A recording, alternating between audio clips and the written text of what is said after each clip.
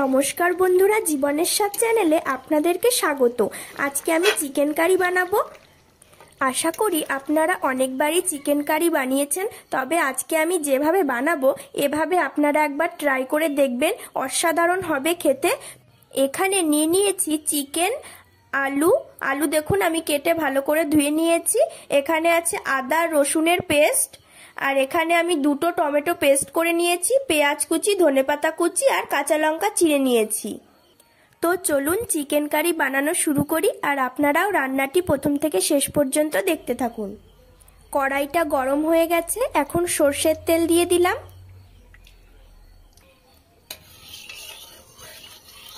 তেলটা কড়াইয়ের চারিধারে ভালো করে দেখুন ছড়িয়ে দিচ্ছি, যাতে কিছু লেগে না যায়। তেলটা ভালোভাবে গরম হয়ে গেছে, এখন আমি কেটে রাখা আলুগুলি তেলের ওপরে দিয়ে দিচ্ছি।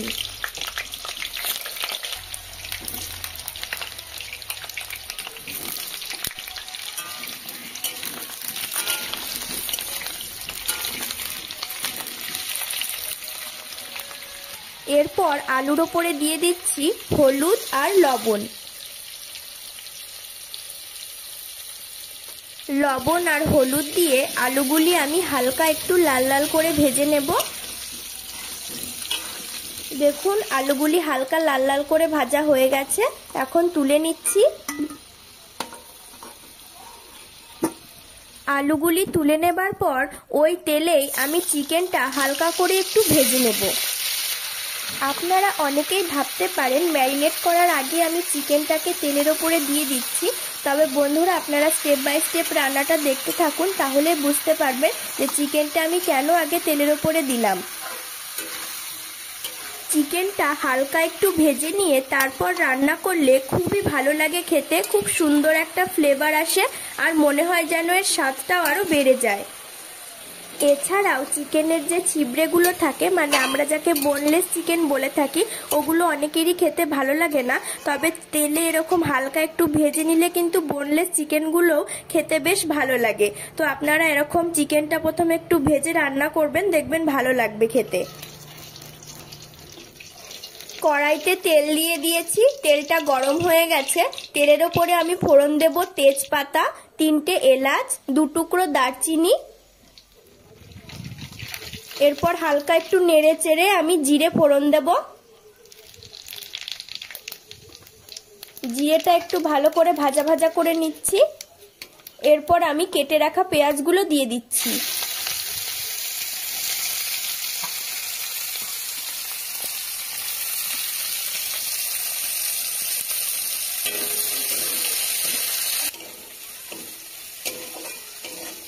পেঁয়াজ কুচিগুলি হালকা ভাজা ভাজা করে নিতে হবে। ভাজা হয়ে যাবার পর আমি আদা রসুন বাটাটা দিয়ে দেব।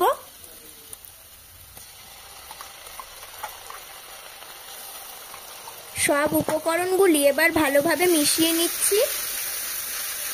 2-3 মিনিট কষিয়ে নেবার পর আদা রসুনের কাঁচা গন্ধটা চলে গেছে, এবার আমি টমেটো বাটাটা দিয়ে দেব।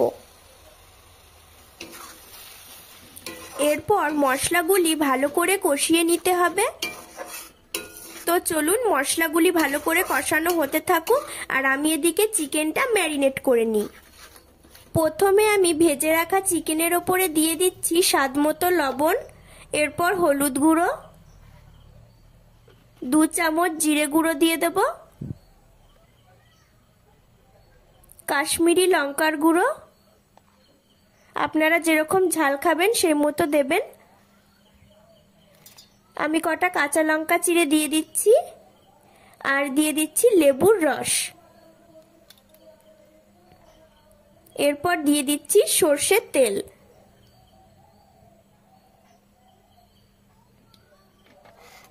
এবার আমি চিকেনটা ভালো করে ম্যারিনেট করে নেব।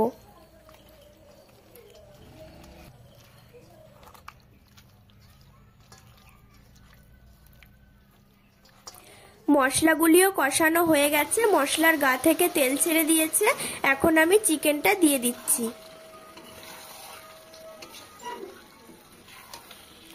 এরপর চিকেনটা ভালো করে কষিয়ে নেব। যত বেশিক্ষণ ধরে কষানো যাবে তত কিন্তু খেতে আরো বেশি টেস্টি হবে।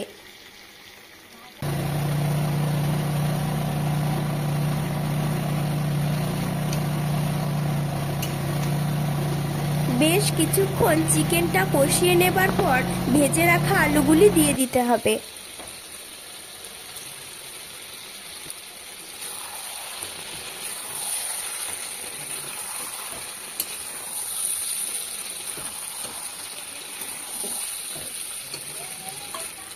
আলু দিয়েও আমি মাংসটা অনেকক্ষণ কষিয়েছি, তো এবার জল দিয়ে দেব।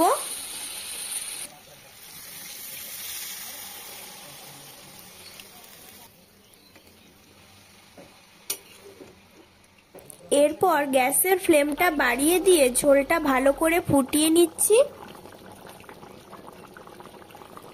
দেখুন ঝোলটা অনেকটা কমে এসেছে, তো এখন আমি গরম মশলার গুঁড়ো দিয়ে দিচ্ছি। আপনারা চাইলে মিট মশলাও দিতে পারেন, আমার গরম মশলার ফ্লেভারটা বেশি ভালো লাগে, তো আমি গরম মশলাই দিলাম। এরপর ধনেপাতা কুচিগুলোও দিয়ে দিলাম।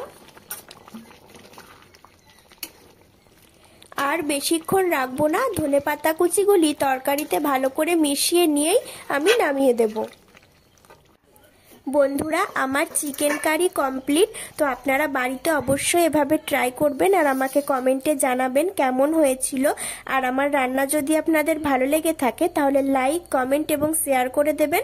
আর আমার চ্যানেলে যদি নতুন হয়ে থাকেন তাহলে চ্যানেলটিকে সাবস্ক্রাইব করে বেল বাটনটা প্রেস করে দেবেন, যাতে নতুন নতুন ভিডিও আসলেই সবার প্রথমে আপনাদের কাছে পৌঁছে যায়।